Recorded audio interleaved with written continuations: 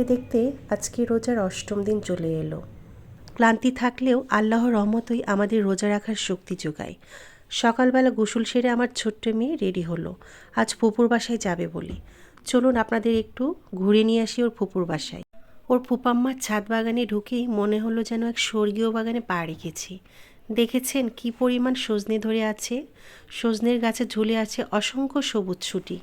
Tomato গাছগুলো লাল সবুজে মিশছে। যদিও সজনে গাছের পাতাগুলো ঝরে গেছে, তারপরও অসংখ্য সজনে ধরে আছে। আমড়া গাছটা দেখেন কি পরিমাণ আমড়া ধরেছে। পাতার চাইতে মনে হলো আমড়াই বেশি।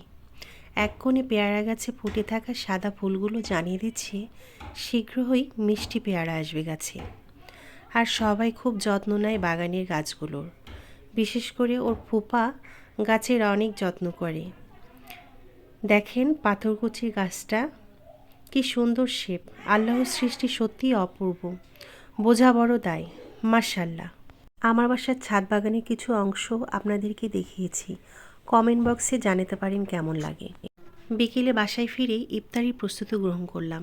সাধ্যের মধ্যে ইফতারি তৈরি করলাম, কারণ আসল তৃপ্তি খাবারে নয় বরং আল্লাহর সন্তুষ্টিতে। আর আমার ছোট মেয়ে দেখেন, সে প্লেট ভর্তি মুড়ি নিয়ে খুশি মনে খাচ্ছে। তার এই ছোট্ট ছোট্ট আনন্দ যেন আমার জন্য বড় শিক্ষা, সন্তুষ্টির প্রকৃত কারণ। আমার ভিডিও ভালো লাগলে লাইক, কমেন্ট, শেয়ার করতে ভুলবেন না।